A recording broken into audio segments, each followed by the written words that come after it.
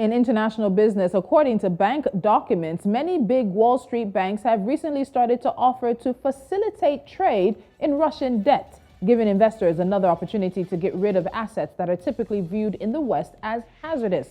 Most U.S. and European banks have pulled back from the markets in June after the Treasury Department banned U.S. investors from purchasing any Russian security as part of economic sanctions to punish Moscow for invading Ukraine. The current U.S. trade policy focus on improving conditions for American workers and ambitions on tackling climate change could provide a potential landing zone for negotiations with the UK on a trade deal. The Institute for Public Policy Research has called for a shared framework for talks while urging the UK to follow the U.S.'s lead and commit to legislate an import ban targeting goods made with forced labor and a joint commitment to prohibiting imports of products from illegally deforested land. According to the Sichuan Provincial Economic and Information Department's heat wave and droughts in Sichuan, China is curbing hydropower generation. This is worsening an electricity shortage and leading to shutdowns at some factories in one of the Asian superpower's most populous provinces. The department says that water flows into hydropower dams dropped by 50% since the start of the month, just as the hot weather boosted power demand. A further drop in water levels could pose problems for power generation and inland river and coastal shipping lines, which currently carry around 16% of goods in the country. Meanwhile, the Prime Minister of Australia, Anthony Albanese, has slammed China, saying it has no basis for using foot and mouth disease as a reason to suspend beef imports from his country. The Prime Minister was responding to reports that Beijing has restricted trade. The initial report, which wasn't verified, stoked fears that China was escalating curbs on imports from Australia. Any confirmed infections would risk locking Australia's multi-billion-dollar meat industry out of more than 150 overseas markets. And the safe haven U.S. dollar hovered near a one-week high on Tuesday, while the Aussie, Euro, and Chinese yuan remained under pressure as weak global economic data reignited recession fears. The dollar index, which measures the greenback against six major peers, held steady at 106.51, just below the previous session's peak of 106.55, the strongest since Monday of last week. The euro, the most heavily weighted currency in the dollar index, was little changed at 1,0158 after earlier dipping to the weakest since August the 5th. And you're watching Business Edge, coming to you live from Lagos, Nigeria, right here on News Central. When we come back, South Africa's biggest labor union federation is calling for a one-day shutdown strike to protest the current standard and cost of living. We'll have the details.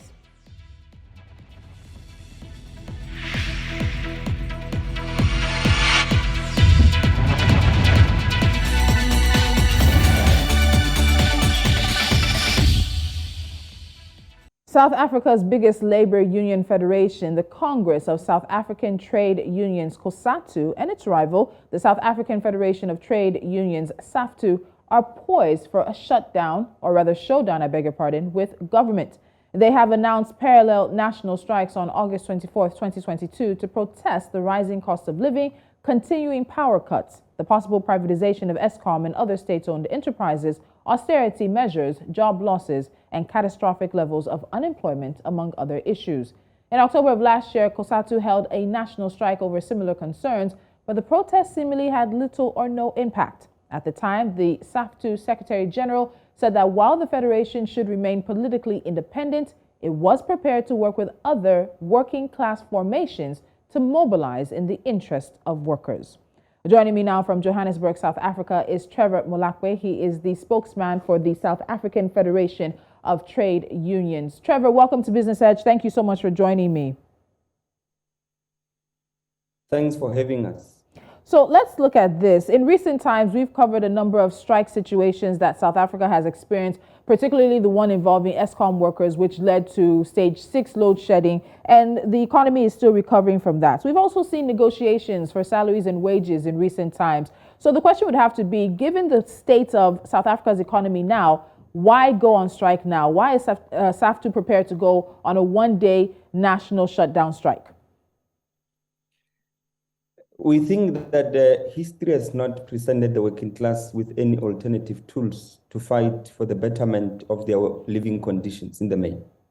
And as a result, we think that the strike and protest tools are the tools which are available for the working class, first and foremost, to be able to register their discontent about the ongoing social crisis that mainly rests on the shoulders of the working class to carry.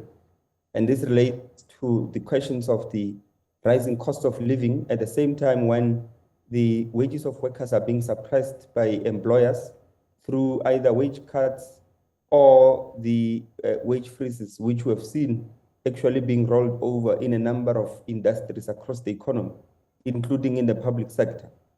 And we also think that the government's determination to roll out an austerity budget to cut out expenditure on public goods and services, including on the equipment infrastructure and the hiring of teachers, nurses, policemen, traffic officers, correctional service officers, and many other public servants is one thing which, in our view, should be resisted, and to force government to reverse its neoliberal austerity budget cuts, we would have to go on the streets. So we think at the current moment, the South African Federation of Trade Unions and the workers at large in this country, and maybe even the world, require to stand up on their feet and to demonstrate and resist the capitalist onslaught on their living conditions and their livelihoods. So you describe the government's austerity measures as neoliberal, and the union has also described, along with other stakeholders, that this is a crisis of capitalism, the current situation that South Africa finds itself. So break it down. What does capitalism have to do with what SAFTU says it's fighting for in the current situation that South Africans are living with? Okay. For instance, we are fighting against the rising cost of living, fighting against unemployment, fighting against austerity. How are these things the crisis of capitalism? This is how they are. One, in relation to unemployment, unemployment is structural to capitalism. This means that unemployment will always be there for as long as capitalism is there. Why? Because capitalism is a system that is predicated on the production of commodities. The sole purpose of producing these commodities is to make profits. Now, in the process of making profits, companies and enterprises, capitalist enterprises, try by all means to minimize the costs of production. And unfortunately, labor has become one of those. And as a result, all the restructuring measures of these enterprises have been retrenchments of workers. And this leads to increased unemployment. Less than 10 years ago, unemployment was below 25%. Today, unemployment is about 35% official. And if we look at the expanded definition of unemployment, we're sitting at 45% in the first quarter of 2022. And in relation to the rising cost of living, the petrol prices which are increasing, the food prices which are increasing, the interest rates which are increasing, and in the main, the problems of the capitalist crisis in this way, because in the main, what you would observe across the world is that the development of capitalism means that continuously capitalists must make profit, and in the main, the profit that they make, and this is the main purpose and what they strive on a yearly basis. What they've made this year, they try to outnumber in terms of profits in the next year and in the following year and in the next after that one, in the year after that one. So the cumulative tendencies of these capitalist enterprises to make profit leads to the increase in prices generally. But on top of that, you have commodity traders who are playing their role in as far as prices are concerned. They enter the market, buy futures contracts or contracts in the futures market from the original producers of particular goods. And because they would say, for instance, they would have bought them at 100 rand. They would obviously, like any other capitalist enterprises striving to make profits, would have to raise prices of those particular goods at the time of the turnover. And eventually they raise these prices, and this has an impact on consumer prices going up like a spiral in the main. Okay. In as far as austerity is concerned, just to make one last point. Yes. In as far as austerity is concerned, austerity is pushed not only in South Africa, but across the African continent and even across the world by the governments who have adopted the neoliberal fiscal policy frameworks. And they think that the government's expenditure must be contained because they are always afraid of the so-called debt spiral, unsustainable debt levels, the deficit levels, debt to GDP ratios, which are unsustainable and all that. And these are within the logic of the neoliberal capitalism. And their main purpose is to cut expenditure in order to contain that so-called unsustainable debt levels. And as a result, you realize that, for instance, in the South African context, you realize that budget cuts have been cut and are planned to be cut until 2025.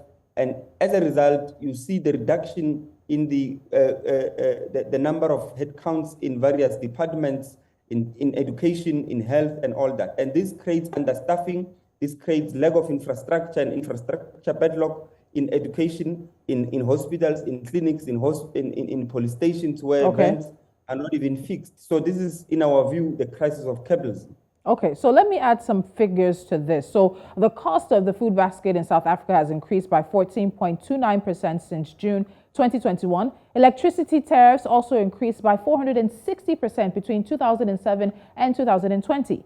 Petrol prices have now reached unprecedented levels, with a litre of 93 unleaded petrol costing 26 Rand and 31 cents. And invariably, the cost of living has risen. But Trevor, this is a universal situation. South Africa entered a recession prior to COVID-19. South Africa was hit very hard because, of course, it is a country that also depends heavily on tourism as well and production, being the continent's most industrialized country.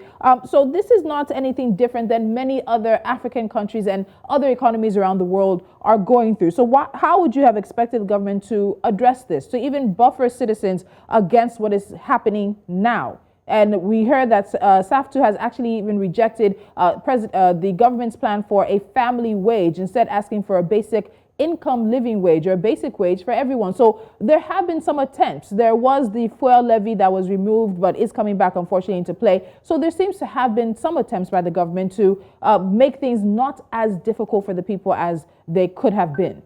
How do you respond to that?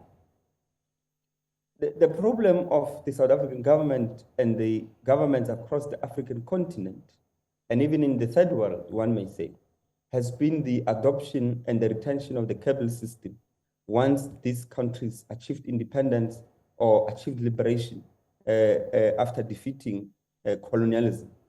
Now, and because of that, the capitalist system by nature is a crisis kind of a system because of the scramble for resources by capitalists, but also the race towards making profits.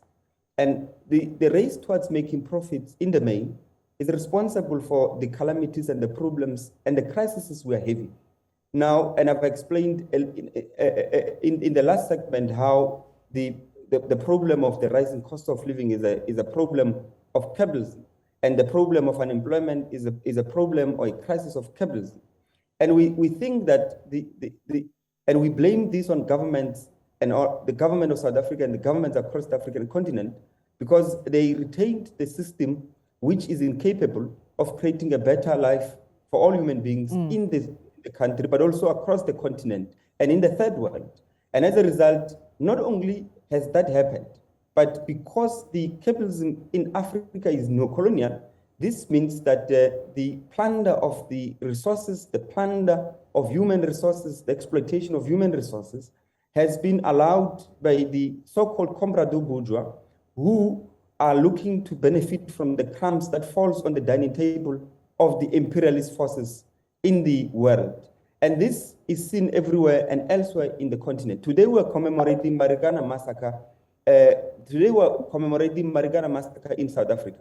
Why were those workers mobbed These workers were mowed because they were protecting the state. The ANC government was protecting the interests of the ruling class of Lomnin. Lomnin is London-based mine, which was owning some of the platinum mines in the platinum belt in Rustenburg, northwest South Africa. And one of the people who was seated as a non-executive director on the board was Cyril Ramaphosa, who currently is the president of the country. But beyond that, this was a sheer pleasing of the imperialist forces that here in South Africa, if you come and invest, we will protect your investments at all costs, including at the cost of life of our own people. And this is what African governments elsewhere are doing. So, Trevor, I have to ask you two questions before I let you go, and time is not with me. SAFTU and COSATU have both called for parallel strikes, but it seems like there is a meeting happening tomorrow to see how the two of you can possibly work together. Are you optimistic that the unions can work together and this might turn into a joint effort very quickly? I think we will be able to work together. Actually, my view is that they have selected the 24 because somehow they wanted us to have joint actions. Remember, on the 26th of July, rather, we wrote to them requesting a meeting so that we can have the joint working class summit, which we had on the 5th of August with them, but also so that we can have the 24th, a coordinated action on the 24th of August. So when yesterday they released a statement saying they are going to be marching and having a national protest, having a national day of action, I thought that this is actually an acceptance rather of our invitation as SAFTU to them earlier late in July, but also that it is a reckoning that we need to coordinate action together, because if we operate in our silos, we are fragmenting the working class and there will be less power there. All right. And final question. The planned strike, national action, is 8 days away. What will it take to call off this strike? What will it take for you and COSATU to say, okay, we've seen some progress, or we've met and dialogued with government and there's no need for this national warning strike or for this national action? What will it take? There's nothing that will convince us to stop the national shutdown. We think actually this national shutdown is merely a beginning of a protracted series of actions which we are going to conduct in the coming period. Because we think, like I said when I started at the beginning, we think the working class or history has not provided or presented the working class with any other tool to fight for concrete gains out of the decaying elite of capitalism. And this elite of capitalism, which is merely geared towards profiteering at the expense of the working people, has to see a protracted action that forces concrete gains, concrete concessions out of them. All right, Trevor, we'll leave it at that for now, but we will be following very closely, possibly talking to you or a representative of COSATU after the meeting on Wednesday. Trevor Malope, thank you so much for joining me from Johannesburg, South Africa. Thank you very much. All right. And the words of my guest, possibly not giving some easing of the tension, saying that this could be the beginning of a protracted strike. 8 days to the national shutdown called by SAFTU and COSATU, and the unions meet tomorrow to see how they can work together, as they say, for the working class of South Africa. This is obviously turning into a developing story that we will be following very closely. Now you're watching Business Edge. The next development is NC4 to watch as we wrap things up.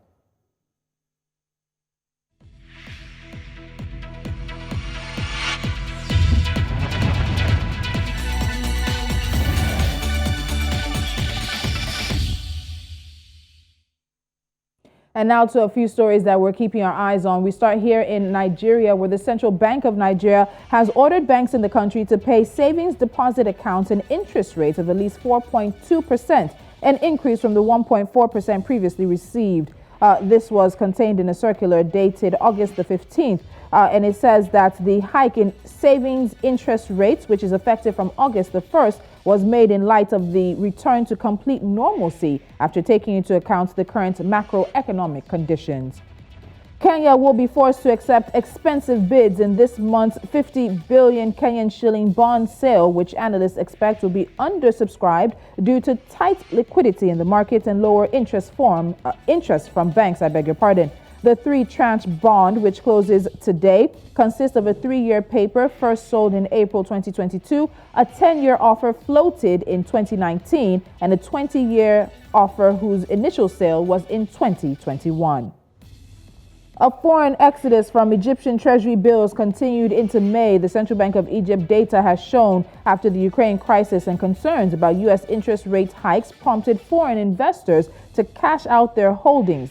T-bills held by foreign customers dropped in the month by 30 billion Egyptian pounds, at the time worth $1.61 billion to 150.5 billion pounds.